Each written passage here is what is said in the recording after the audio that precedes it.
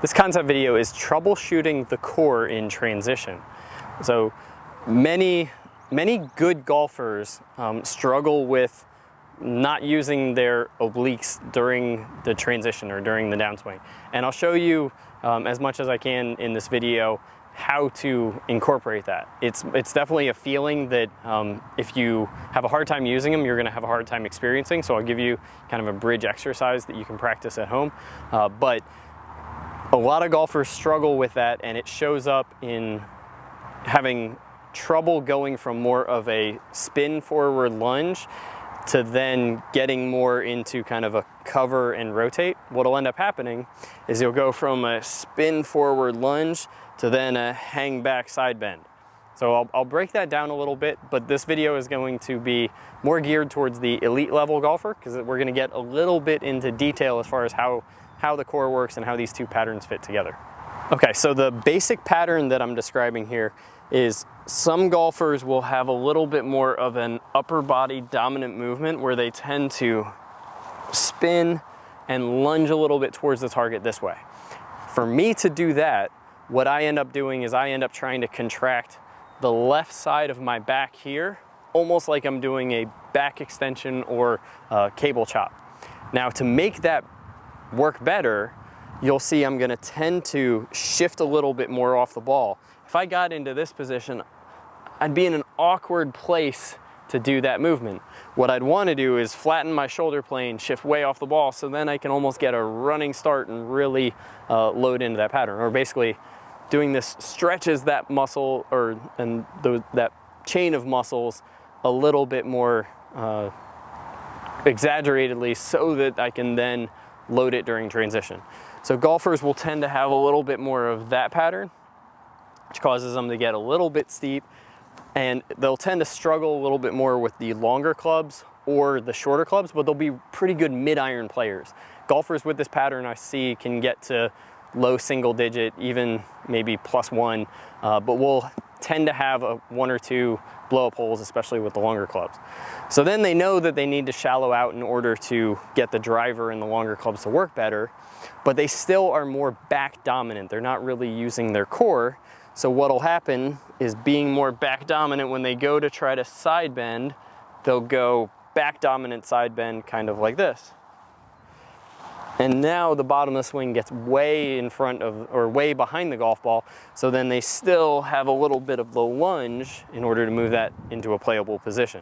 But what they'll find is they get kind of diggy contact, and the path gets really into out, so they'll hit either blocks or big overdraws.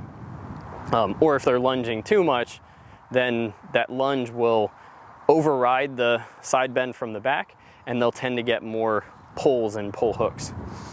Okay, so how do we correct that pattern? The goal, or the key, is to kind of forget golf for a second and just talk about how the body rotates and moves. The goal is, in transition, I'm gonna try to use my body to accelerate the grip or accelerate my hands. So what I'm gonna try to do is I'm going to use my legs to transfer energy from the ground to my pelvis, and then I'm gonna use my obliques to transfer energy from my pelvis to my rib cage, and then my arms have been lagging behind. Now I'm gonna use my shoulders to transfer speed to my hands, and my hands are really just going to serve as fine-tuning the face, the path. They're not gonna provide a whole lot of power. They're more kind of sensing and directing that force rather than really creating it. But the big break there is more, how do I get that oblique involved? So the oblique pattern by itself, your obliques run oblique. So they go from your ribs to your pelvis. They actually are one of the few muscle groups that cross the pelvis, or cross the midline of the body, so they actually connect over here. So that means when they activate, they're gonna bring these ribs towards that hip. So it's gonna be a pattern kind of like that. Now if I incorporate my lower body or my right leg pushing, the sequence will be, I'm going to push into the ground with that right leg to help me shift. Then once I get to here and I start pushing with the left leg, instead of really pushing and going into extension, I'm gonna kind of push, and I'm gonna direct some of that energy with more of that oblique chop. Now you can see from down the line, if I do that pattern, I get into that left side, so that's more the right leg pusher or the lead leg fall, and then I'm going to push with this leg as that oblique is crunching across, kind of like that. Now you can see that if I were to get steep with my arms and keep, you know, turning with the left side of my back, well, that would pull me more on top and I'd get really steep. So I have to make sure that I've had this bump first, and then when that oblique gets involved, you can see that my arms, being shallow, are going to come from the inside, but that oblique pattern is going to keep those arms working off to the left. Now I promised I'd give you a way that you can work on this at home. What you're going to do is you're going to sit on your tailbone. We'll see if we can do this slightly uphill, so we got a little challenge. So you're going to sit on your tailbone kind of like this. You're going to roll. I'll talk you through it first. You're going to lay flat on your back, and then what you're going to do is you're going to curl your spine up, and at the same time you're going to rotate. So basically you're going to finish so that you're at about a 30-degree angle like this, and your upper body is turned. Now you're going to smoothly blend that turn with the flexion pattern. So I'm coming up and across instantly. I'm not coming up and then turning. To really get that oblique and to feel that pattern, I'm going up and across in one movement. And you'd want to do both sides just for symmetry. I'm not giving this to you as an exercise, so we're going to limit it to 10 to 15 reps, just more as a coordination pattern. But then what you'll feel is, okay, these ribs are going towards that hip. Now when I stand up, I can get that same pattern like this. You can see if I didn't have any tilt, that would bring me a little bit over the top. So if I add some tilt and some sequencing to it, now that oblique pattern is going to bring me down nice and on plane. It shows up more with the longer club than the shorter club.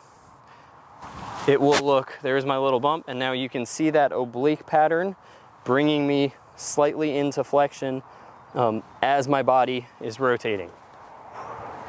If you struggle with getting more of a lunge towards the target, or then when you try to add sideman, it goes more that way, it means you're very much backside dominant with your rotation pattern.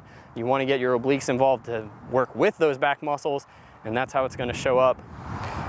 If you like the way we break these down, then you'll love the content over at golfsmartacademy.com. So I've linked a playlist relevant to this video topic here at the bottom. I want you to click on it. There you'll be able to see anywhere from 20 to 50 more videos related to this key topic.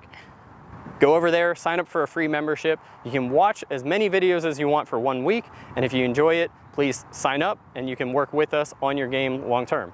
If you're not quite ready to make the leap and head over for your free membership, then please subscribe or like this video. That way you'll get updates as far as when we create new analysis videos or new content to share with you on YouTube. So putting that oblique into play.